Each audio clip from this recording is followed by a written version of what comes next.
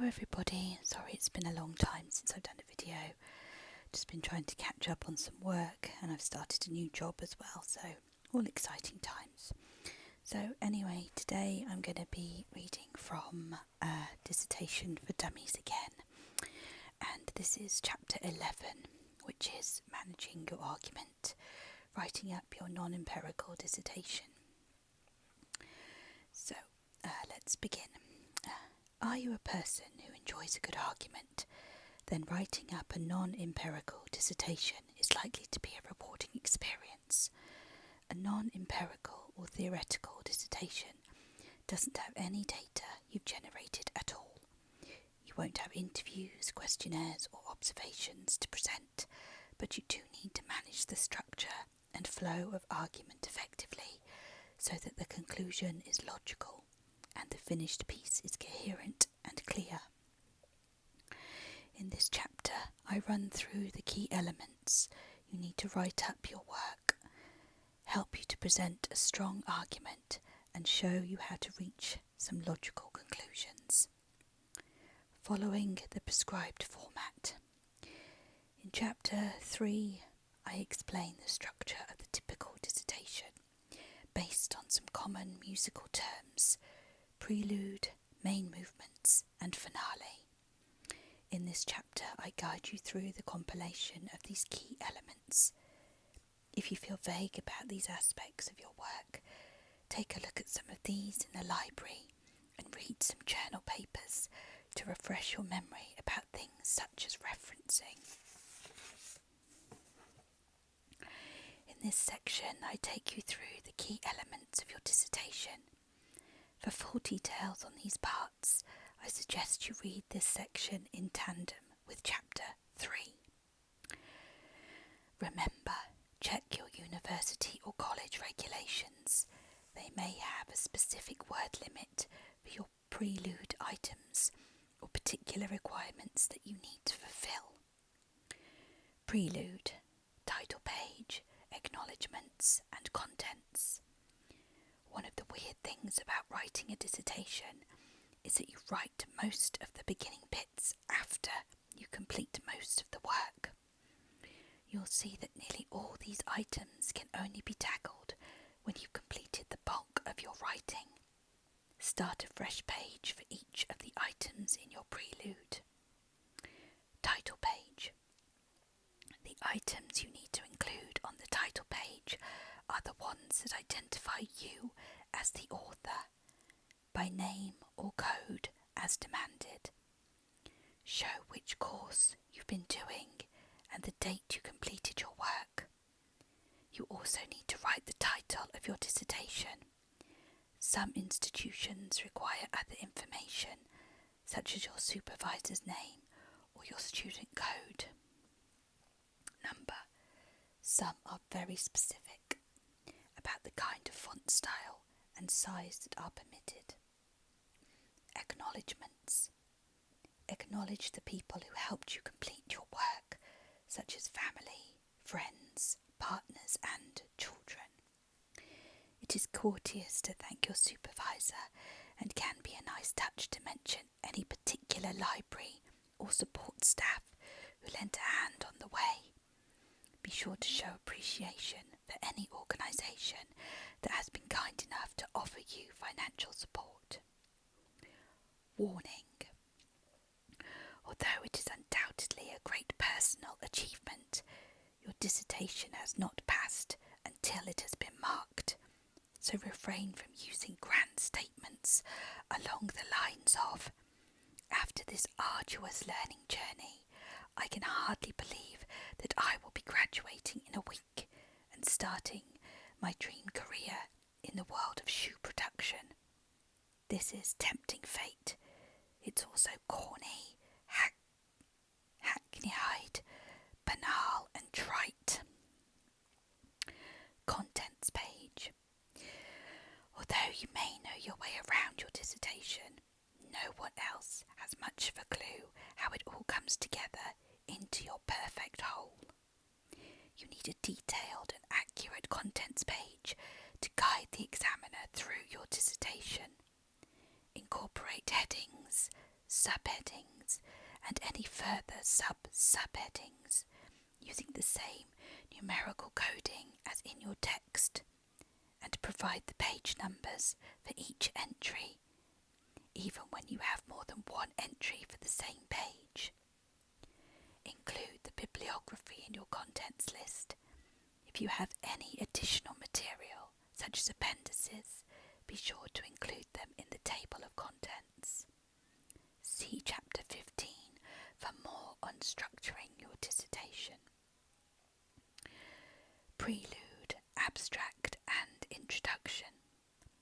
Again, start a new page for each of these items and check the required order of presentation and exact word limit, as this may differ from course to course. Abstract. Your abstract must be made up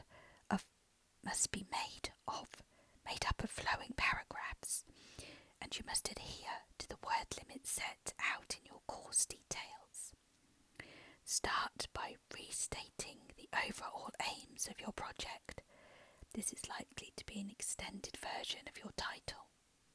You can then present a little about the context of your work, maybe explaining the background to the study, or saying why you think the area is important. You may feel that you don't need to mention anything about research methodologies, as you're unlikely to have much to say here, but if very specialist resources were pivotal to your work, you may want to mention these here.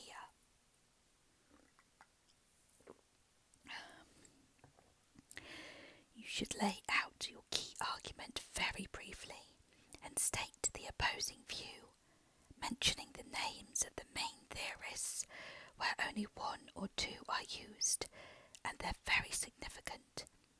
If you're arguing for against a school of thought, such as feminism or post-structuralism, you should mention this rather than the names of the thinkers. If you have a particular stance that affects the tone of your dissertation, you may want to raise this in the abstract, but if it's very much in the background, don't mislead your reader by emphasizing it in the abstract alone. You need to reveal your conclusion in your abstract. This isn't a novel where the grand denouement is left to the end. You must divulge your final deductions in the abstract. Remember, your abstract must reflect the content of your dissertation. It isn't an opportunity to mention a few things that you realise you should have covered. Introduction. The introduction contains content to that of your abstract, but it's longer, probably around 300 to 500 words, but check with your supervisor. Unlike the abstract, the idea is not to summarise everything, but more to stimulate the examiner you want to read further, and discover what you think about the research question you've constructed. This is a chance for you to help readers acquaint themselves with your dissertation. Start by noting the overall aims of your work and say something about the context and background. You can present a few sentences of a rationale explaining how you came to this topic. Next, sketch out the core ideas that you address and any key counter-arguments. If needed, you can talk about the particular approach you've taken. If your dissertation structure warrants a remark, this should be in the introduction. But often, non-empirical work is a little shorter, and the structure is basically the flow of the argument. Try and make your dissertation sound exciting and interesting without exaggerating, and tempt the reader to turn the page.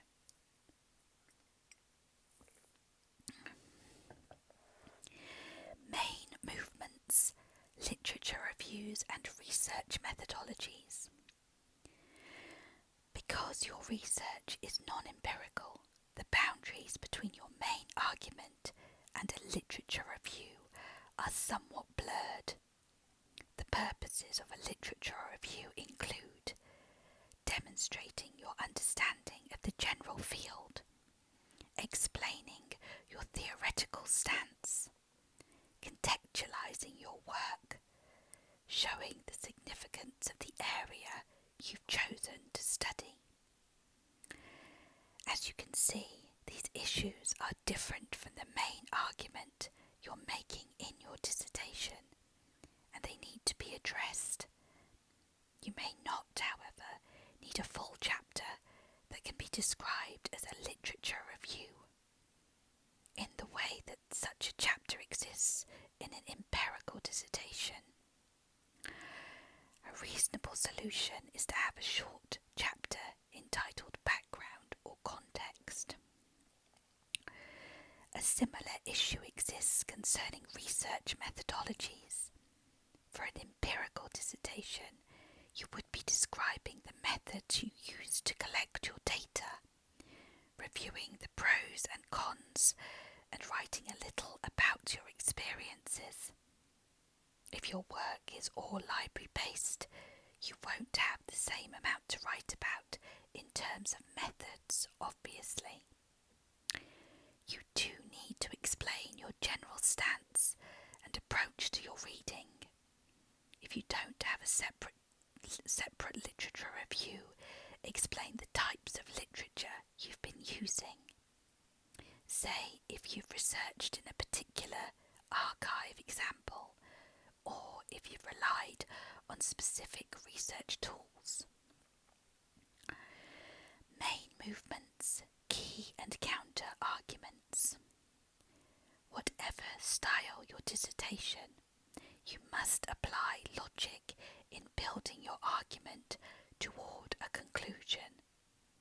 In the section presenting your arguments later in this chapter, you can find more detail about inductive and deductive reasoning, but the broader issue is to avoid careless thinking where you summarize inappropriately, paying insufficient heed to logical statements. You're trying to avoid mistakes, which are known as fallacies when talking about logic. Remember, an error in reasoning is known as a fallacy. A fallacy differs from a factual error, which is an error about a particular fact. Finale, conclusions and further research. In this section, you need to make your conclusion clear. See the section on coming to a conclusion for more details. You should also highlight opportunities for additional research. By doing this, you're aiming to show that as well as providing some conclusions, you're very aware of the additional questions raised by your research. Imagine you're writing a sequel to your dissertation. Here are a few questions to ask yourself about carrying out further research. What additional topics could form the basis of an interesting further study? Which issues have you identified that would benefit from more in-depth research? Which aspects of literature do you wish you'd been able to spend more time interrogating? Remember, you don't actually have to write this sequel dissertation, only identify areas of further research.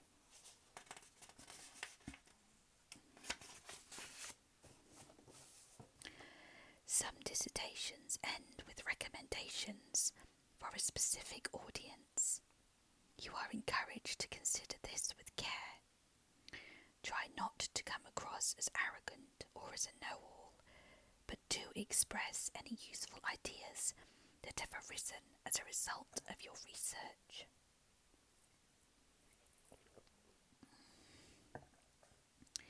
Finale, references and bibliographies. large number of references throughout the text, and you need to take care that these are all very clear. The key to success is careful record keeping throughout your research. See Chapter 14 for more details. Laying out your ideas.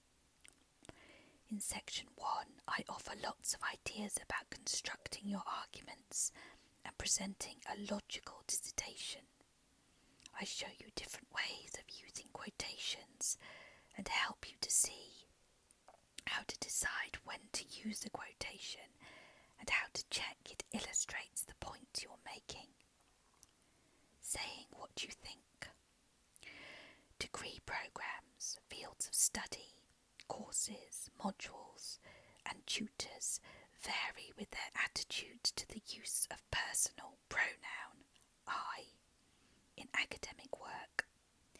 In some types of research, identifying yourself as the researcher and using I is often absolutely essential, as your personal perspective is central to your argument. In other cases, however, mentioning your own view using I is considered completely wrong. Regardless of your supervisor's view about the relevance of your personal experience and the use of the personal pronoun, your dissertation must present your argument, your research, and your views in relation to the research question you've chosen. You can express your view without using the personal pronoun in a number of ways, and to a lesser or greater degree, depending upon the emphasis you want to give to the point you're making.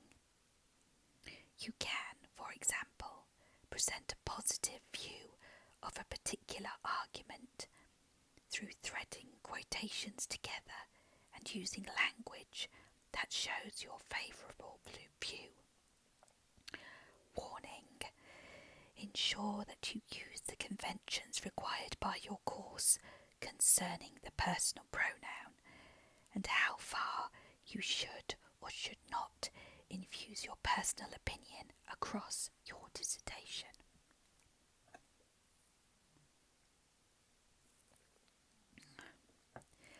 Backing up your opinions with references. References can be used in a variety of different ways for assorted purposes, and you should be careful how you refer to different quotations. It would be an error to present somebody's opinion as if it were a fact. For example, to avoid making these mistakes, you need to be absolutely clear about the nature of the quotation or idea before deciding to use it in your work. Here are some very useful questions you can ask yourself about your reading that can help you clarify the nature of the evidence and ideas. What is the viewpoint of this writer? Does it detract from his judgment? Is it okay to accept this fact? Would other people agree with this point? What evidence is this writer citing? How can the validity be assessed? Why should I give this author any credence? Is this writer using commonly accepted definitions? Your use of this writer should be affected by your answers to these questions. Here are some examples of how this works. I was the political beetle, says McCartney. The viewpoint here is likely to be biased in favour of the supporting statement. It is unlikely to be objective, since the person making the statement is talking about himself. In this case, McCartney is identifying, describing, postulating, or classifying, and any quotation is his perception or assumption, rather than a proven, universally agreed This quotation comes from an article by Gray S. in The Independent, 14th of December 2008. Even Harry Potter, the most profitable film franchise in film history, isn't totally secure. This statement about the credit squeeze and the success of fantasy films is not a fact, but a prediction. You would need to decide if it's okay to accept it, and one way to look at the source. It comes from The Independent, 28th December 2008. Consider whether other people would agree with this point and what evidence can support the collective view. Michael Jackson's 1982 album Thriller is the highest selling album in the world to date.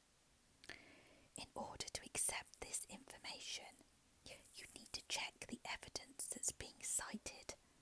You'd also need to consider the validity of the claim and specify further details about which measures are being used in this instance.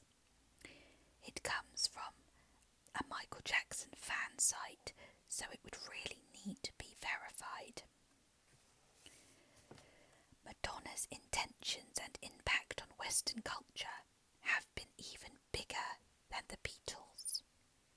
In this instant, you need to decide whether this author has credence. Do they know what they're talking about? What experiences and background do they have in the field? What measures would they be using for making such an assertion? It is from the Times, 22nd of April 2008.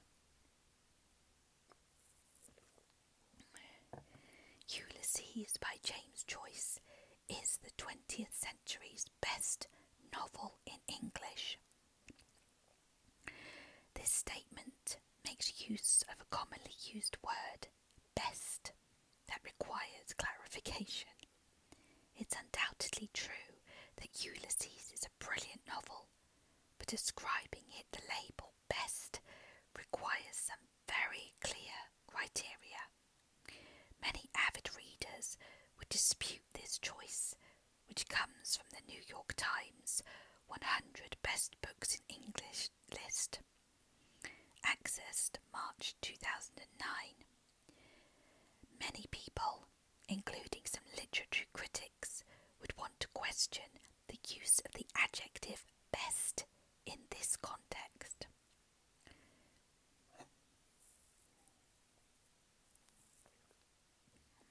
Using quotations effectively. A common error is to sprinkle quotations liberally throughout the text without showing how they link to the points that are being raised. This is often due to a lack of understanding for what is being quoted. Examiners can sometimes read between the lines to discern why a student has quoted as he has. But this is no good. It should be clear how the quotation connects to the student's ideas. Warning: it shows immediately in your writing if you've not understood the quotations you're using. If you don't understand what you're reading, leave it out. Before you use a quotation, ask yourself these questions. What is the significance of this quotation to the point I am making? How does this quotation link to what I've just said? Why is it relevant to this aspect of my dissertation? How can I avoid just repeating the quotation when I'm explaining how it connects to my argument? In what way is this quotation going to enhance the point I am making?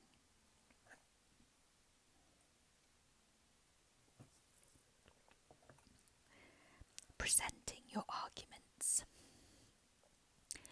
Many different ways exist to argue in a dissertation, and what you choose to do depends on your research question, your field, and the available literature, amongst other things.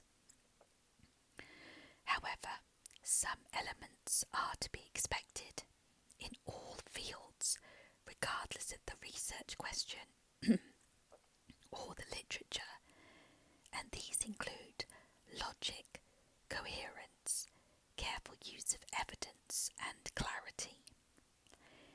In a non-empirical dissertation, you use desk research and argument to answer your research question. You can approach this task in a variety of ways. For example, reject someone's ideas using reason and logic. Collaborate a particular viewpoint, providing new or additional evidence. Compare two contradictory views and decide which is the most compelling. Re-evaluate an existing idea, improving it somehow. Present a new way of understanding something. Differentiating deductive and inductive reasoning. One issue to take into account concerns different types of reasoning.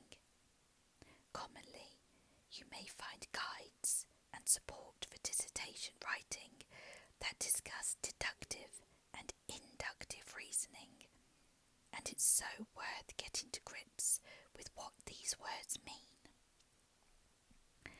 Deductive arguments tend to verify theories and hypotheses. They're more associated with quantitative research and a kind of positivist framework. Often, but not always, deductive thinking moves from the general to the particular and results in clear statements. A good deductive argument is described as valid.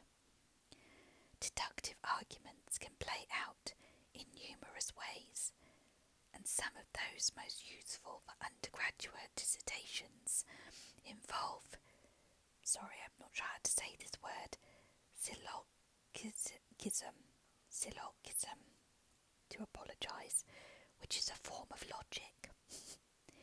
Here's an example of an argument that is trying to show a cause-effect relationship. Start with a main idea or premise for your work, in this case, improved funding for youth work. This leads to a connected idea. More facilities can be provided for young people. The effect of better facilities is that fewer young people hang around the street in the evenings, getting into trouble. With these premises, and through examining the cause and effect, the next logical move is to the conclusion that increased funding will result in less trouble caused by young people. Inductive reasoning usually, not always, involves deriving theory from specific examples, and because of this, results in statements that are more or less likely to be true, rather than a fixed absolute response. A good inductive argument is strong or cogent. As with deductive reasoning, different ways of arguing are possible. Here are examples of the ones most likely to be used by undergraduates. Deriving evidence from an expert. In this case, you need to be completely certain that the source of your evidence is authoritative, accurate, and valid. Professor Brown construes that children in care are less likely than children in families to achieve a university place in the UK. This conclusion is based on several major longitudinal research projects. Here's where you cite dates and other details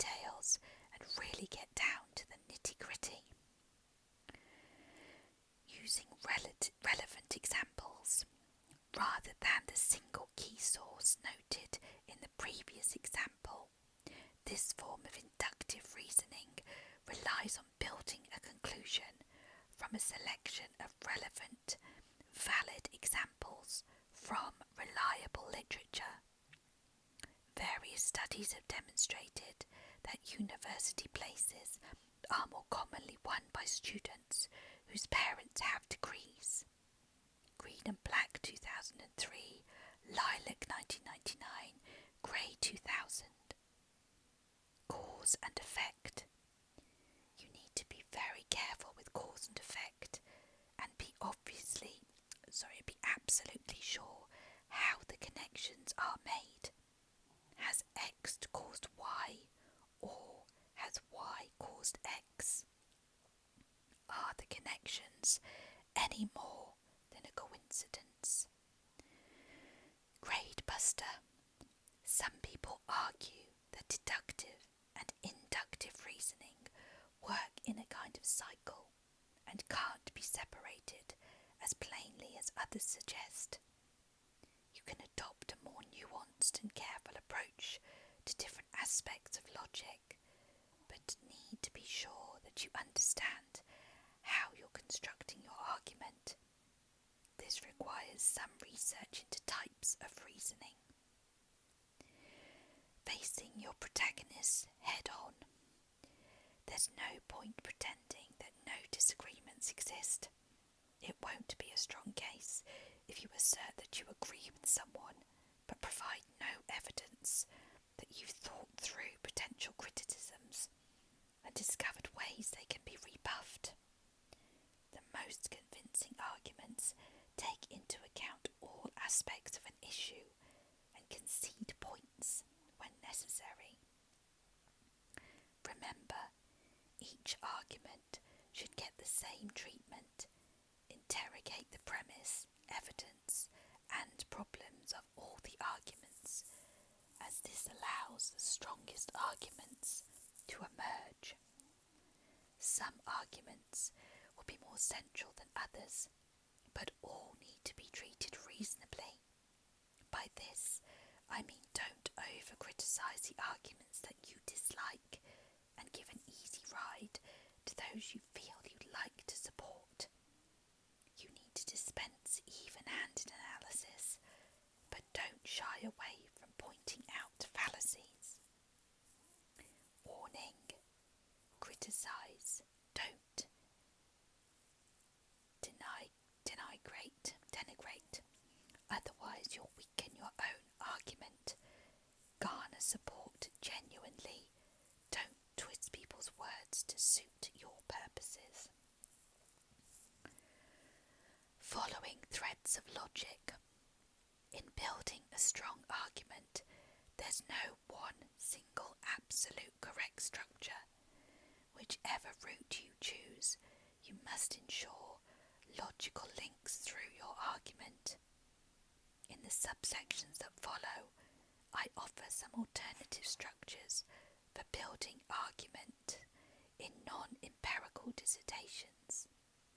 These structures include all aspects of the thesis, such as literature review, methodologies, and conclusion. So, for clarity, the parts that constitute the central argument of your dissertation appear in italics. Visiting the virtues of alternative arguments. Present the context of your argument. Discuss the academic literature. Discuss any relevant professional literature. Explain the underpinning assumptions of the main argument. Cooperate with relevant academic and professional evidence. Present alternative arguments. Highlight their deficits and fallacies with reference to the relevant academic and professional evidence. Show how the conclusion is inevitable as the main thesis has superior supporting evidence. Evaluating an existing study. Present context. Give rationale for why the study is being evaluated, including the impact of this study on policy and or practice. Present an overview of the literature. Explain the evaluative methods to be used, taking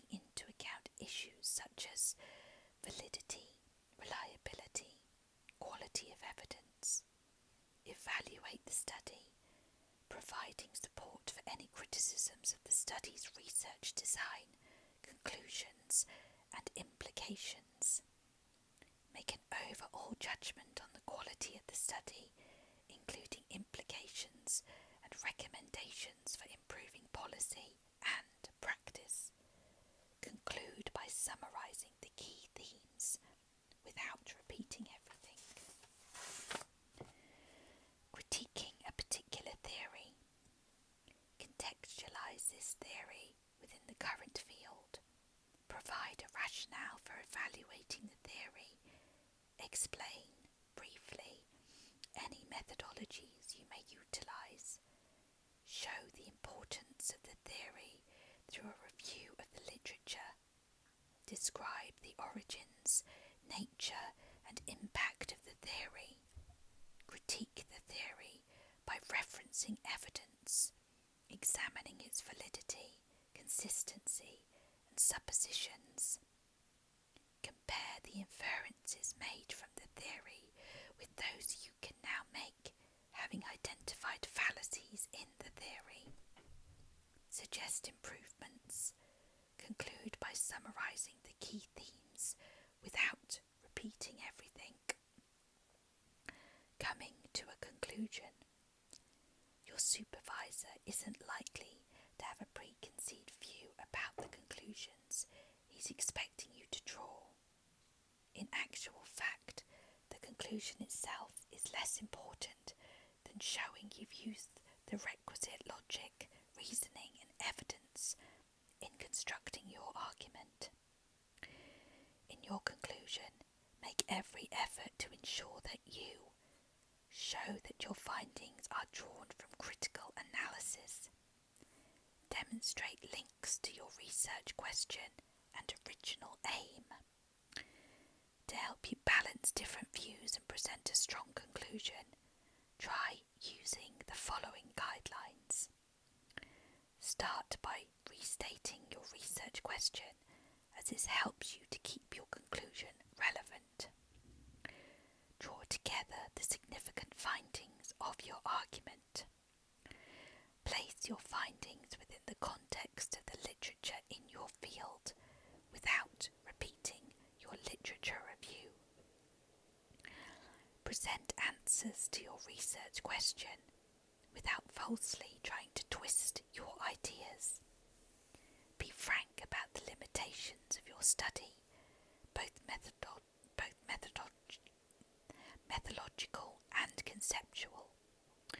Relate your conclusions to your original aims and objectives.